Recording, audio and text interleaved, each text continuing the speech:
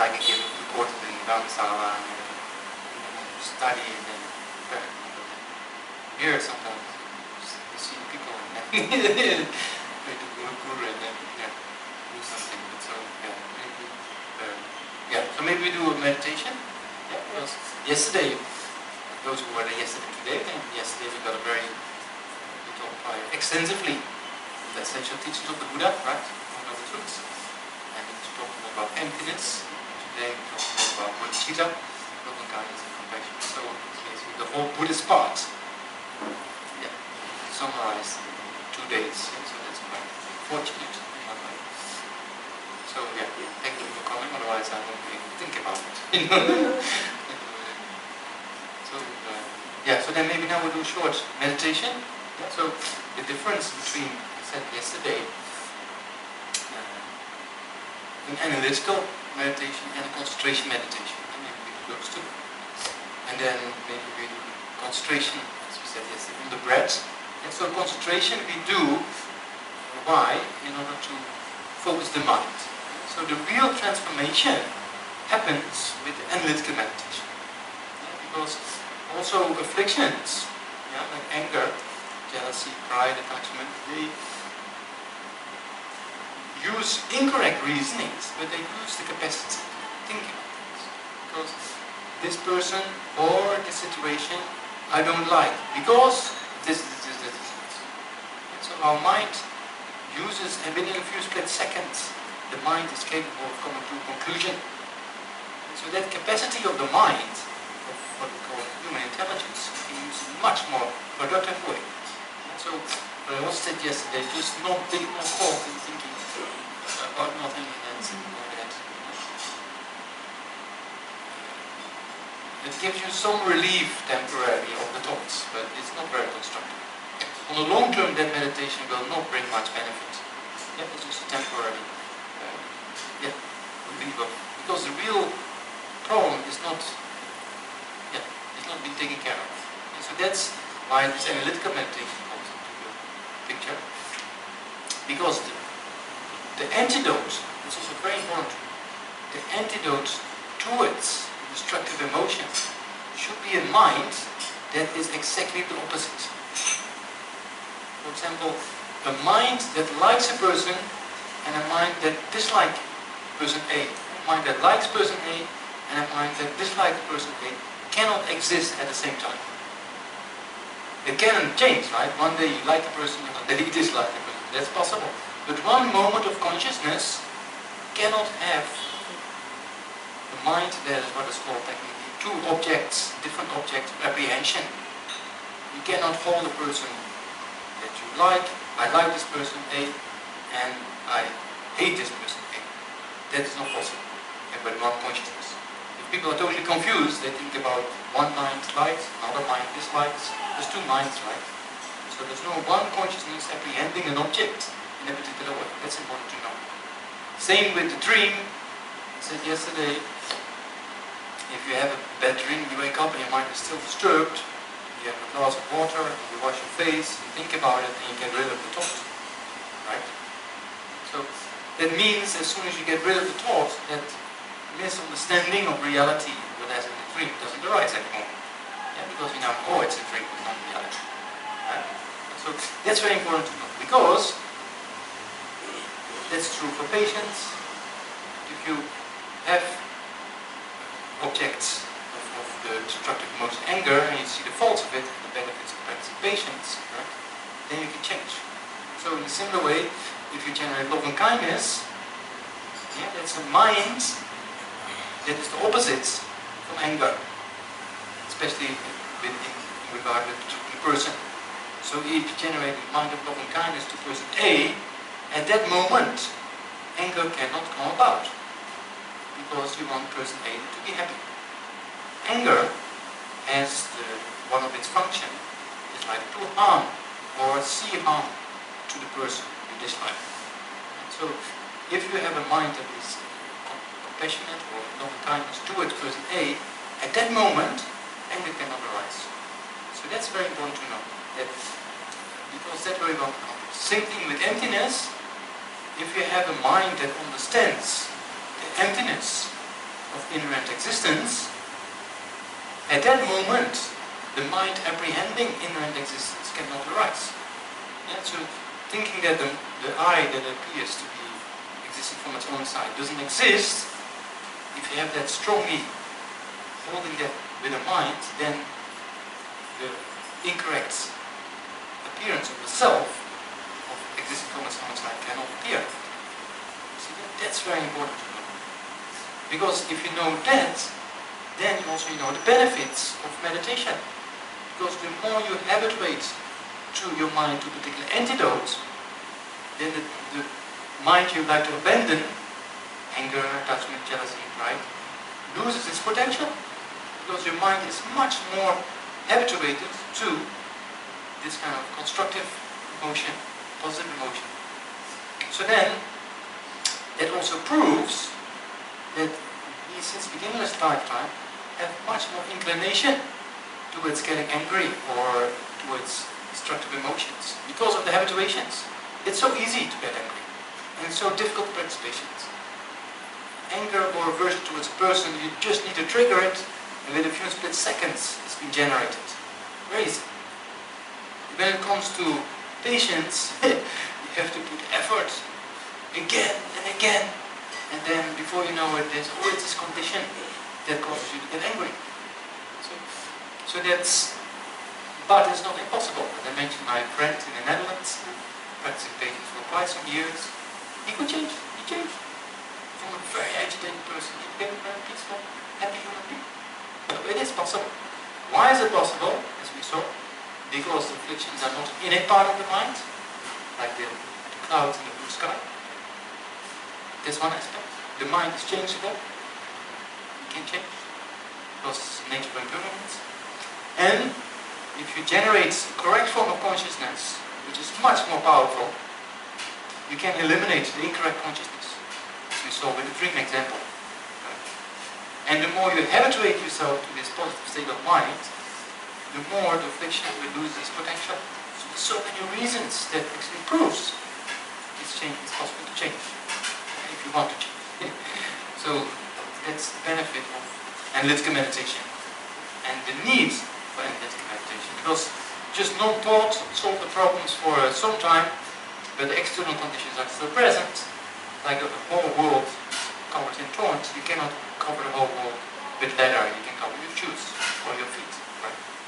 And you cannot escape a person you dislike. You can escape that person, but then, funny enough, another person will appear in your life. There's very similar kind of, qualifications to that you practice patience. So there's no escape, so to say. You can escape temper. Sometimes it's good, if it's too much, then you take a break and try to contemplate.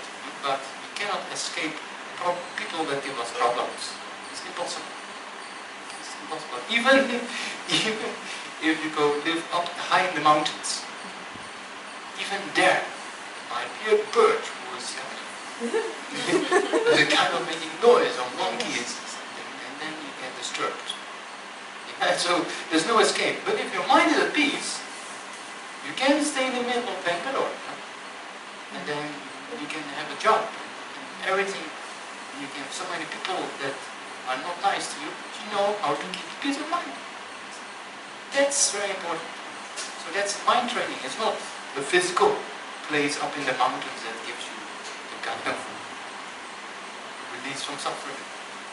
Same with the example I mentioned yesterday, my friends were on a world trip, just escaping problems. Okay, I'm getting bored here. Now I'm not happy anymore. Go to another country.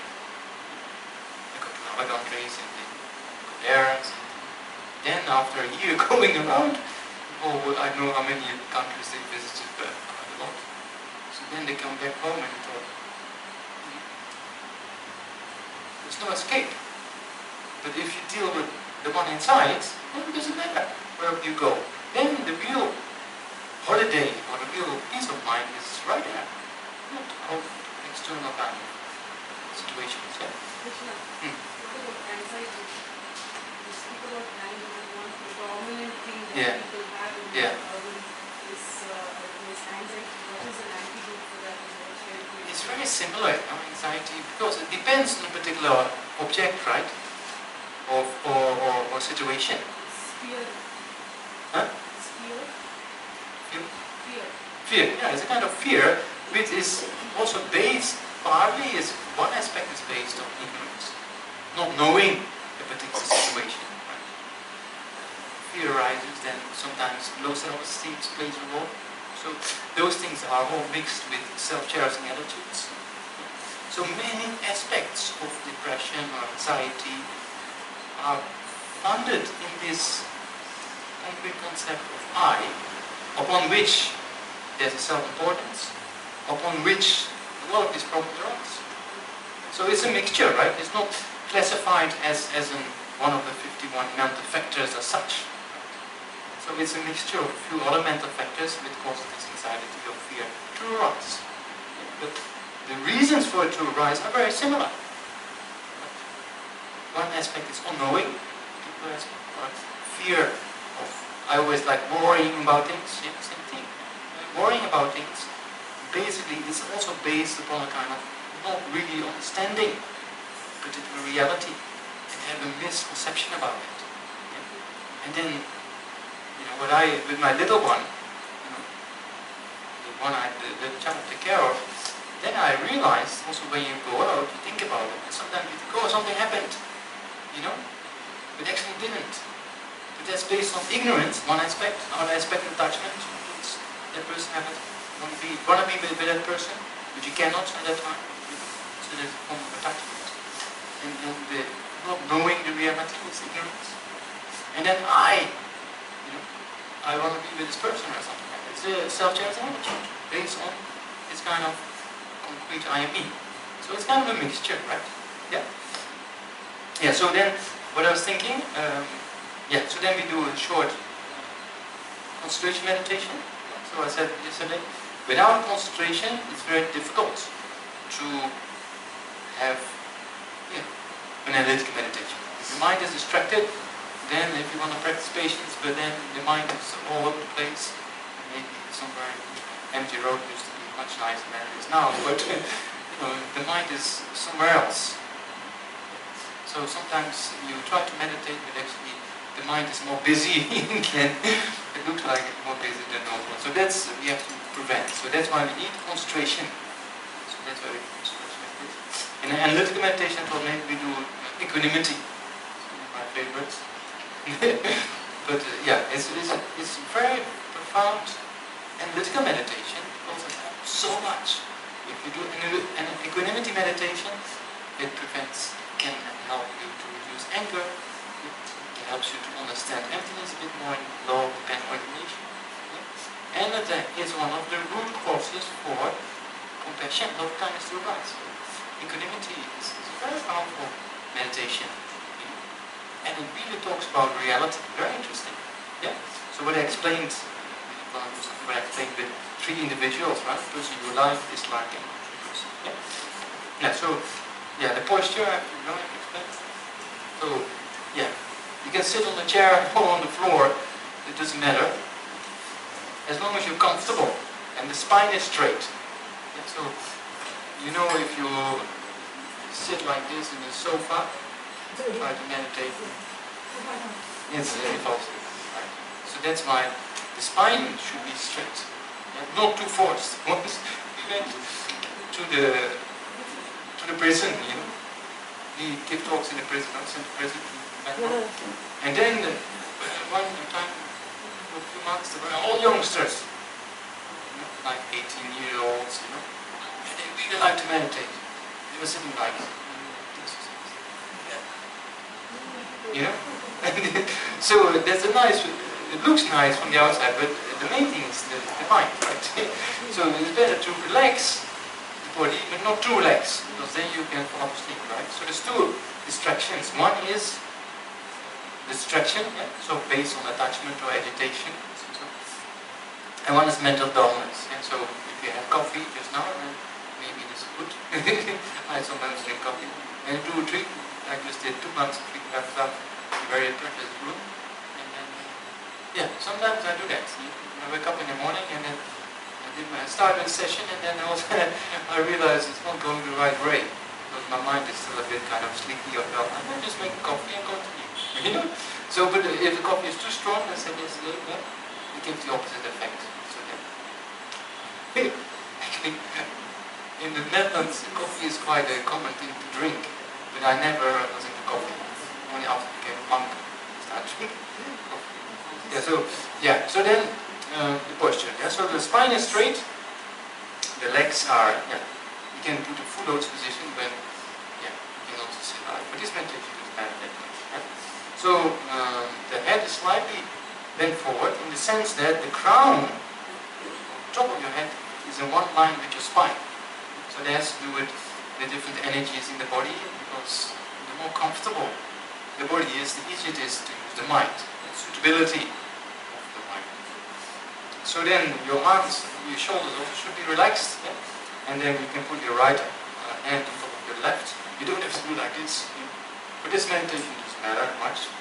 If you do more advanced meditations, especially calm abiding and some other advanced meditations, then to sit in lotus position, yeah, full lotus position, and to sit like this correctly makes a big difference. So to achieve calm abiding, then these are things. It's that's how it's being explained. But for just a little bit introduction like this, yeah. So put your right hand on your left, make sure your shoulders is loose. Yeah? Then your eyes, if they open, they look towards the tip of your nose. Yeah? Not focused, but that direction.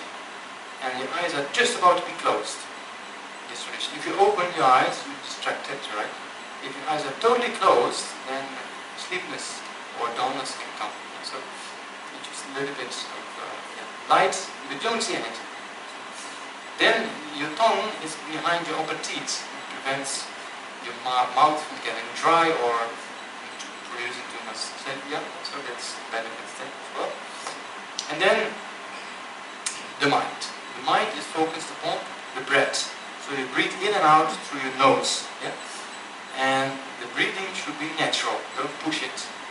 And then you count your in-breath as 1, out-breath is 2, in-breath is 3, out-breath is 4, and then you count from 1 to 10 and then start over counting. Yeah? So let's do that for about a minute or two. Just the counting of the breath. And if a thought comes up, don't pay attention. If you hear something outside, don't pay attention. The only thing you're doing now is counting the breath, nothing else. So let's try to do that for 1 or 2 minutes.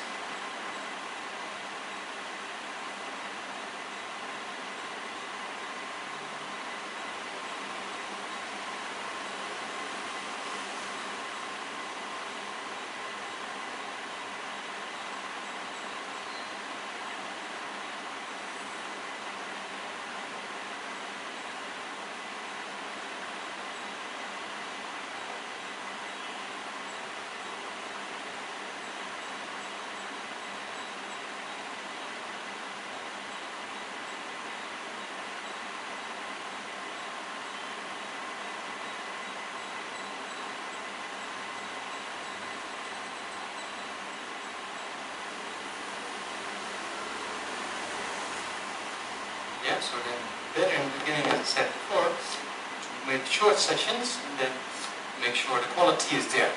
So we're going to do it again, and then this time we have to train in 2 mental factors.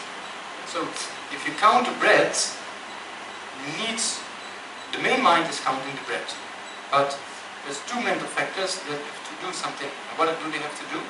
One mental factor we call alertness. It's a mental factor that's from the corner of the mind, checking if you either get distracted or if your mind gets dull. Distracted by that mind scattering outwards or dullness arises. So that's alertness, like a policeman on the corner. Yeah? So that alertness also is very subtle in the corner of the mind present, that mental factor. So the main mind is counting the breath, same thing as we just did, but then on the corner of the mind is alertness. As soon as you hear something outside, your mind goes out. And then with mindfulness, mental factor mindfulness, you remember what you were doing, and that's the counting of the breath. Those 2 mental factors are very important. Because sometimes it can happen that you try to meditate and before you know it, for a few minutes, your mind is thinking about something totally different. So that has to be prevented. So the the mental factor alertness is there. Make sure the mind doesn't get dull or distracted. If it happens, the mental factor mindfulness says, hey, you're counting the breath, nothing else. So don't pay attention and go back to the counting of the breath. Yeah? So do the same thing again, maybe for a minute or two, and use those two mental factors, alertness and mindfulness. Yeah? Make sure, as soon as you get distracted, bring it back with mindfulness. So try to apply those two antidotes, yeah, so to say, to bring back the mind to counting of the breath, the object of concentration. Yeah? So let's do that again. The counting of the breath, same thing as before, for about 2 minutes, and using those two mental factors. Yeah? So let's give it a try.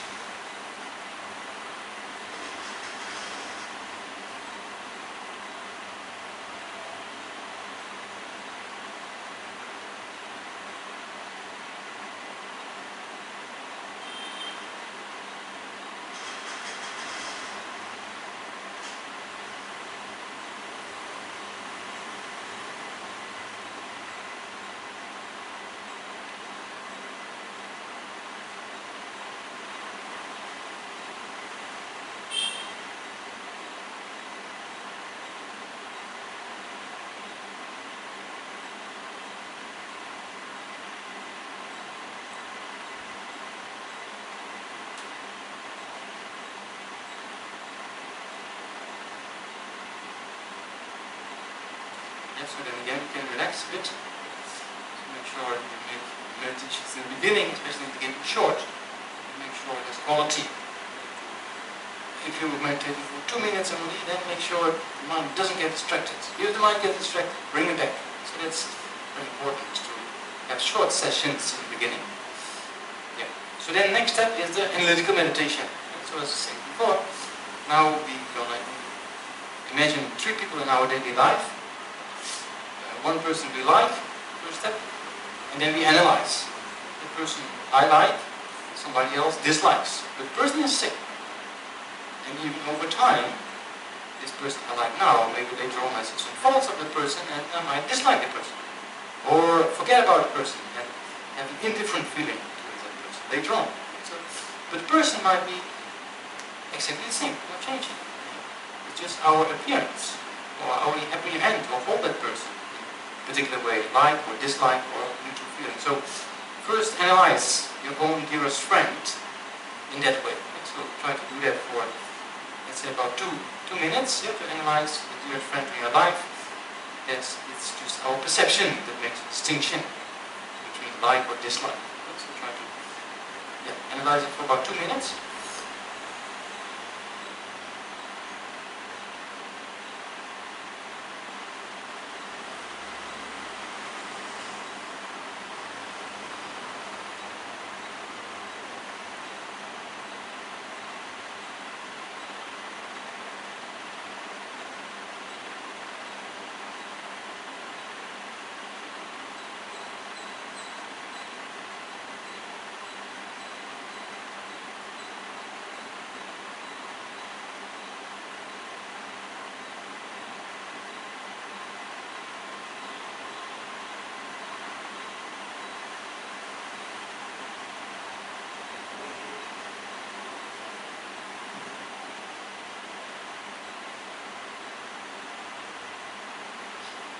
Then we move towards a person like we have an indifferent feeling towards too. Yeah, person we saw walking on the street this morning, for example. So, yeah, I think that person also deep inside wants happiness, doesn't like suffering, same as our dearest friend. And because we don't know the person, we have this indifferent feeling. So, but also that can change. This person has a dearest friend and has also kind of an enemy. And our perception is different again, but the person is the same. So also try to think that this, so to say, stranger isn't that exactly the same as our dearest friend. It's just how you relate to that person at a particular time. So later on, you can become the dearest friend, the worst enemy. That's also from the point of view of how we see that person. And so try to analyze this, so to say, stranger is actually the same nature as our dearest friend. It's just our temporary perception that makes a difference. Try to analyze it also from the point of view of different reasonings for about 2 minutes.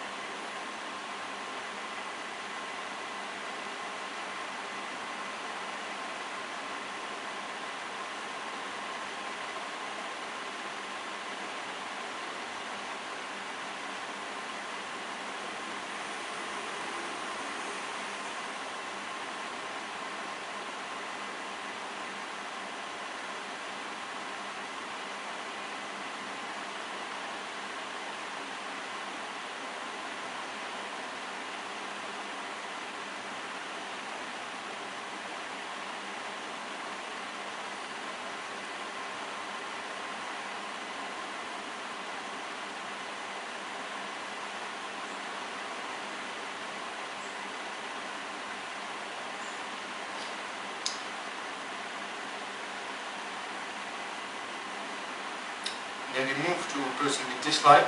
So that person appears to be delicate. Somebody else might see the person in totally different lights, might see the qualities of that person, and we see the faults. The person exactly the same. So just the two different people who look at that person have different kind of reasonings. Maybe not totally valid, but that's actually why they see that person in a particular way. But the person is exactly the same. And even over time, our worst enemy, sometimes based on his understanding, we solve a problem and become a dearest friend. The person remains the same. So try to see that the person we dislike actually is just our temporary perception that makes the difference. So the person on their own side is the same. So try to analyze this also for different points of reasoning, about 2 minutes.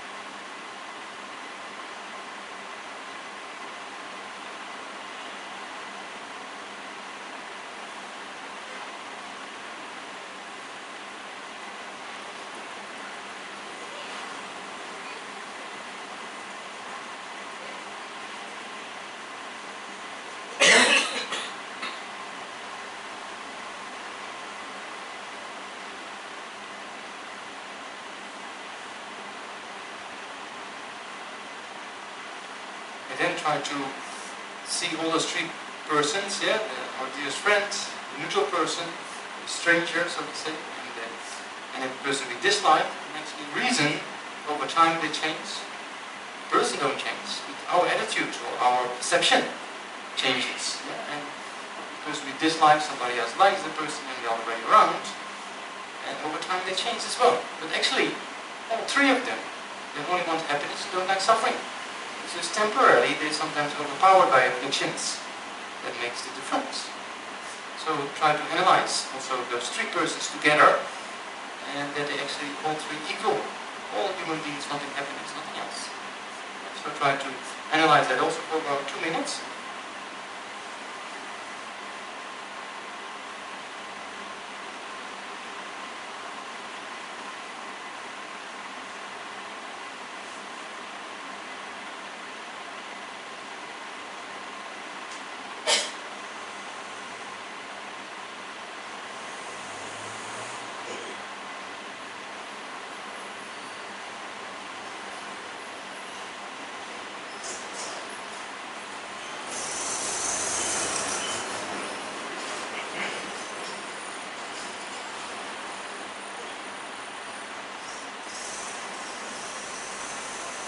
Also here try to use these two mental factors, alertness and mindfulness. If you hear something outside, the mind gets distracted. Just bring your mind back to mindfulness and reflect that actually you're analyzing equanimity of the three persons, yeah, nothing else. Also try to use those two mental factors in analytical meditation as well. Yeah? So it's also important.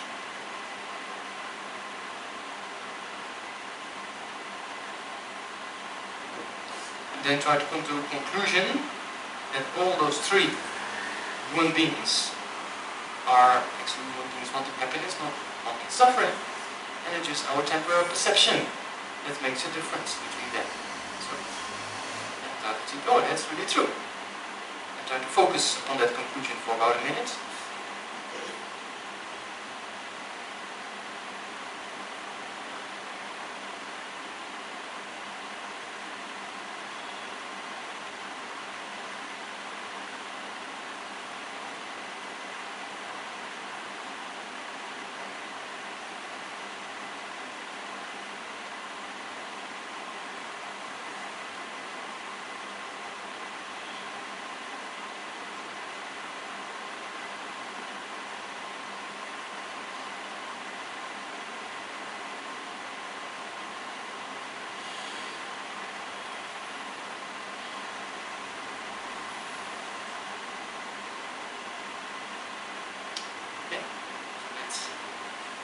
The concentration meditation and the analytical meditation in a very short presentation. So it's also important, if you do an analytical meditation, it's important to, from a neutral perspective, as I said before, to analyze properly using reasoning. The more reasoning you use, the powerful it becomes. So that's when we met with His Holiness Dalai Lama many years ago, when we had the project of building a house for Western monks to make it a little bit conditions conducive to study in the traditional program. Then, as one also was partly joking, he said, oh, initially the Buddhist teaching was so simple, but then these Nalanda scholars, they made it so complicated. So there was a joke, but straight away, as Holiness said, but in these degenerated times, when the afflictions are stronger, we need many reasons to counteract the afflictions. It's really true, because the more logical reasons you have, the easier it is to tackle those incorrect forms of consciousness like afflictions. So that's why the more you study, notice in this tradition there's a lot of emphasis on study, right? But in one way it's always said study, study, study. But study by itself is also a kind of practice. People, they see the two different things, studying and meditation. But actually, if you study the Lam Rin, for example, the stage of path of enlightenment, and you read, not like a novel, but you read it. I remember when I was just new in Buddhism, I read like a novel. Oh, interesting. Read, but no effect, not much effect on the mind.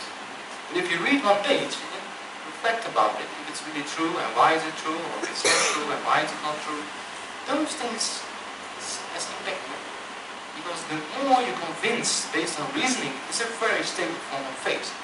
And so we don't think that blind faith by itself, that's not really, it's going to help us. If we generate faith in the teachings, or faith in our Buddha potential, or faith in developing the mind, that faith should be based on reasoning. That's why there's so much emphasis on reasoning, because it makes it very stable, and stable for this and future lifetimes. So that's why, sometimes our tradition, maybe it's sometimes too much emphasis on study, but in general speaking, it's very important, because it's very easy to get misunderstandings. But take my own example. When I was very young, I mean not very young, but I was finishing university and went into the mountain. We know the mountains in the Netherlands, we have a hills. So the Veluwe is kind of forest. Yeah, it's not forest. In the Netherlands, wherever you can go, you always hear a highway or something. Because it's a very small country. So then in the Veluwe, I went once, I said yesterday, trying to meditate under a tree, but I didn't know what meditation was all about. So that's a waste of time. So then it's better to sit in your room, read something, comfortable. So that's a little bit about meditation and bodhicitta, and we found out the truth yesterday. So very fortunate to have talked about these things.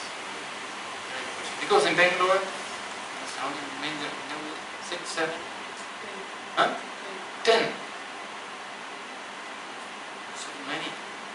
Here 1, 2, 3, 4. You know a few, So it's very fortunate, to have a mind instead of go to coffee day for breakfast and hang out somewhere in town and I see something.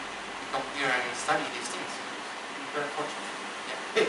So that way, you can feel and rejoice that you do something constructive. Once, I didn't go to the Netherlands very often, but then I went back, and then because of visa purpose, we live with student visa, so every few years we have to go. So then my aunt had a birthday party, and I was not really, as a monk, you're not that much interested anymore in this kind of aspect of life. But then I thought, okay, if I go and see family, everybody, and then, maybe there's some benefits. So I just went, and then my aunt came sitting next to me, and she showed a little bit of interest, and then we talked about the mind. We talked about afflictions, a little bit, So then, after a few days later, and then she called me, and then sent me an email also. She said, it's the first time in my life, she said, my birthday did not like this. It was a little bit more profound, or a little bit more beneficial. It's a very interesting comment. So there's not many people who have this kind of understanding of the real purpose of life, and with the potential of developing the mind. So that's very rare thought. Because majority of the people, they're not interested in these things. They think the happiness is in coffee day or somewhere else, or in the little Italy pizza place or something like that. Yeah, so people don't have this. Yeah, so they're really very fortunate. Yeah, so thank you very much for that. Yeah, so any questions? Then we still have some time. If there's any questions, maybe people try it. Eat, sitting and listening to blah blah blah for a few hours. Nothing is clear. Yeah. Yeah. Someone told me the mind where it's over here, and I also see it pointing to this place, but I don't. Is it because we drove it? The mind basically is it's not here or there or there or here or there. The mind is not form, No, it's not. so it doesn't have a location as such. But according to the Vajrayana studies, then there's a kind of more subtle mind and a more subtle energy that goes from this life to the next life. So that most subtle mind, which is in non-duality with the most subtle energy, because the most subtle energy is a very subtle form of form. So form has a location. Mind doesn't have a location. So the most subtle mind, which is non-dual with its most subtle form, that is in the indestructible drop in our heart chakra. Not in our physical heart, but there's a kind of channel system, same as in the Hindu philosophy, or in the Hindu tradition, meditation. So that's also very interesting to see that what the Buddha taught is not something of the Buddha. It's not that he made something. He just analyzed reality and came to a conclusion. So that's why now quantum physics, quantum mechanics, they come to a similar conclusion as the Buddha did 2,500 years ago when it comes to ultimate reality. When it comes to our subtle body, if you study the chakras in the Vajrayana teachings of the Buddha, and you study the channels in the Hindu tradition, it's almost the same. Why is it almost the same? Because our physical body is like that, subtle body. Yeah? So that's why I do like this. Yeah. But a very interesting other point, if you use proper reasoning, you can come to the same conclusion as the Buddha did. Like David Hume, I always use an example, is a Western philosopher. So if he met Buddhism or not, there's a lot of debate. So put that debate for the time being aside. He was very intelligent. In his 20s, he was kicked out of Edinburgh University in Scotland because his views were not really according to mainstream Christian, understanding of the universe. It was in the 1800s, I think, around what? 17, 18, 1700s. Hume was 17 or 18? 18, yeah. 18 something. So then he was kicked out. He went to the University of Paris and he wrote a book called The Nature of Humankind. So he talks about afflictions, and what is for me, as Buddhist, very interesting, There's one chapter, it's only a few pages, the identity or the identity of a person or the identity of a self, something like that. I forgot the actual name. So in that few pages, he talks about emptiness. Very interesting. With using his own reasoning. And as a philosopher and as a kind of scientific approach, he says, very honest, he says, I cannot speak for everybody because I can only talk about my own experience. But it looked like there's something that itself appears to be very concrete. But if you look for it, you cannot find it. Very interesting comment. And there's the similar conclusion as Nagarjuna, based on the Buddhist teachings, one of the great Indian masters of philosophy, came to similar conclusions, right? Very interesting.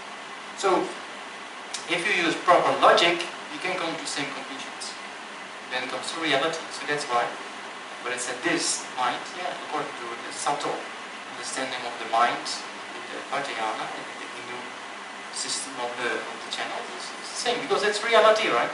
It's not something made up. Same with karma. You know, some people think, oh, karma is something magical made by Buddha or made by some other god or something. It's not true. It's a reality. And the Buddha said, it's a reality. If you create negative deeds, there's suffering. It's not that Buddha made that law. He examined the law of reality and found this as, you know, if you put DDT in an environment, it's being destructive, right? That's cause and effect relationship.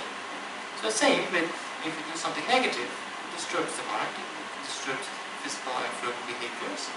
And that's a reality. It's not something, a law or punishment made by a person like a Buddha or a God. It's not true. It's reality. So that's, yeah, so then it's a long answer, but does it answer your question? Thank you. Yeah. Sorry. When you talk about motivation Yeah. and intention Yeah. a lot, Yeah. and set a strong intention. Yeah, very important too. So that in everyday life, Mm. motivation and intention one puts, you might have a very strong one and then it starts dipping. Yeah. Happiness. What are the tools To keep it going. to keep it going? Yeah. To think about it again and again with the reasoning, right? Make it stronger. But even when we talk about there's different types of motivation. Yeah? Motivation at the cause and motivation at the time of the act. Right? So then what's most important is the motivation at the time of the cause. Because over time or in the act our mind gets disturbed, right? Or it changes. So if you generate the correct motivation but it doesn't work out the way you intended, that's not always in your own hands. But still your motivation was pure. And the outcome was not perfect.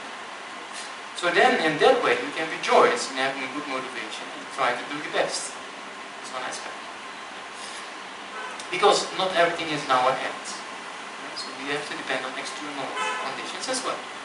So we're not in the power to change everything. Yeah? So that's one aspect. The other aspect is the more you habituate yourself over time, the easier it will be to keep that motivation. For example, a person meditating on these stages, right? Equanimity, then it's thinking, doesn't matter, remember their kindness, repay their kindness, loving kindness, compassion, special intention, bodhicitta. If you meditate on that day and night for many lifetimes, then one day it's spontaneous. One day you don't have to think about it anymore. It's like driving a car, right? So in the beginning it's like the gear and the first time you drive a car it's complex. I mean, not that complex, but to a certain extent. But then it becomes automatic. Or yesterday I told the example, I was sitting next to this young man who had a small iPhone, and he was able to send messages just looking like that on the phone. If I have to do it, because I'm not very familiar, I really have to look for the buttons and make sure I don't press the wrong one because it's very small. Some of those phones are so small. But he was able to do things like that. Habituation. So if you habituate your mind, in this way, then it's possible. Shantideva David said, nothing is impossible with habituation. Okay. So that's a matter of time. Okay.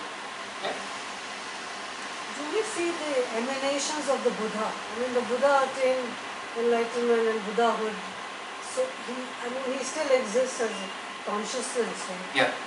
But does he emanate? He's supposed to be able to emanate thousands of bodies. So do we see those emanations or? If you see them or not, it also depends on our karma, right? Okay. Because on every head, every sentient being, there's 1,000 bullets of misfortune here, but we don't see them. The power of our karmic obscurations. So luckily we can see his holiness. And some people see his holiness as a Buddha, some people see his holiness as a Bodhisattva, some people see his holiness as an ordinary monk, some people see his holiness as a devil. So there are some few people in China, from midline China in the US, and there was this kind of thing there on the internet in China that his holiness is like a devil and he gives dead, and so then his holiness came out and played for the group of Chinese with this. So that means that even if there are Buddhas around, if you don't have the karma to see them pure, then you don't see them, right? There's many examples like that. And the example of Asanga. Asanga always meditating on loving kindness and compassion because our mind is obscured that prevents us from seeing reality. Right? Like emptiness we cannot understand because we have habituated our mind to ignorance. So when Asanga was meditating in the cave, it's really inspiring. If you go to Bulgaria, you should visit that cave. You have to be a bit physically because it's about 1,000 steps. It's very inspiring. There's a cave, and then Maika Shaiba actually is in the cave, they say, or in the rock. They say you split the rock and right inside. But if you see the split in the rock, to be honest, it looks like it's cut with a machine. So straight. It's a very special place. So you go between those two rocks. You came last time? Huh? You came here? Yeah? What's the name of the place again? The real Gurubada. No? So that's a very inspiring place.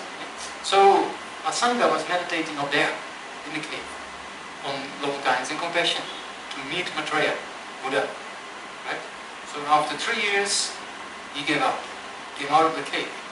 Then he saw a little bird going inside and outside in a hole in the rock or a nest or something. And he saw it's kind of eroding the edge of the cave. So he went in again. He said, if a bird can do that, then I can do it as well. So meditate another 3 years. Then he came out again. Then what happened to him? Then there was a person making needles out of a rock or something. It takes a lot of time. So then he thought, oh well, if he can do that, then I should be able to meditate and generate loving kindness and compassion. So again he went in 3 years. So he went on for 12 years. Then he came out and still didn't see Maitreya. So then there was this dog infected by a wound and maggots going inside and outside of the wound. He had so much compassion. He said, if I take those maggots with my hands, I will squeeze them. And where to put them? They don't have food. So he cut a piece of flesh from his own leg, put it aside, and then thought, if I transfer them with my tongue, which is very soft, then I won't squeeze them. So then he went through the wound, and by the power of his compassion, he purified the last obscurations to see Maitreya. And then Maitreya appeared in front. Then he said, hey Maitreya, where are you all those years? Then Maitreya said, I was there right there in the cave, but you didn't see me. So then he was so proud, and he put Maitreya on his shoulders and went to town. Nobody saw anything. Only saw Asanga walk. Only one lady saw him carrying a dog. So that depends on our karmic obscurations. Okay? Yeah? There's maybe a bit funny story, but that's how it is. Yeah? Yeah, then we stop, we dedicate. Yeah, it's a bit more than thought. So try to dedicate all the virtue accumulated. Yeah? So the main thing is not reading, the main thing is mental dedication. It's like reading a prayer that by having discussed yesterday the Four Noble Truths and today bodhicitta and emptiness, eliminating the afflictions, basically, comes down to that. Never said we're not sentient beings, never be parted of these kind of understandings of reality, and maybe quickly generate a mind that wishes liberation, for example.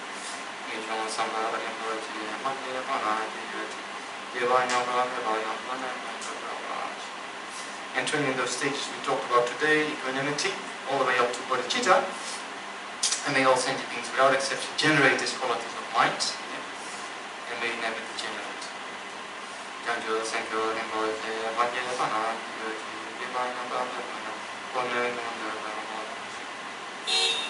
And that's not enough, you need two wings to fly to the city of liberation or enlightenment. So one is the method aspect, renunciation of bodhicitta, and the other one is emptiness. So you have to have a correct understanding of emptiness as well.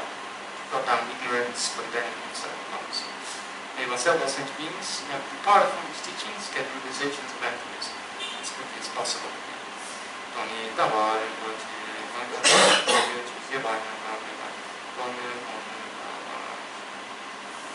And may all sentient beings, without exception, who are empty from their own side, all sentient beings are in nature, retain their ordination.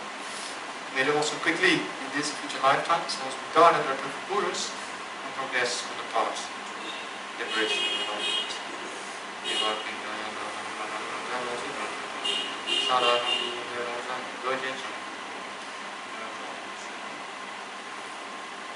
And all the teachers, like His Holiness Dalai Lama, Lama's overleadership, may they have long and healthy lives, and may all their wishes be spontaneously fulfilled for the benefit of all sentient beings.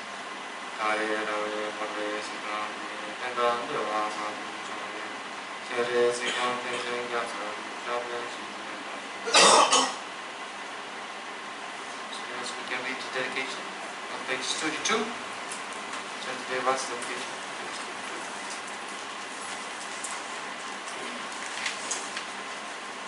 May all beings everywhere, plagued by suffering of body and mind, obtain emotional happiness and joy by virtue of my merits. May no living creature suffer, commit evil, or even fall ill. May no one be afraid or embittered with a mind weighed down by depression. May the blind see forms in the deadliest sounds, and may all those who walk with one respond find response. May the naked find clothing, the hungry find food, and the thirsty find water and pleasant drinks. May the poor find wealth, those weak find sorrow find joy.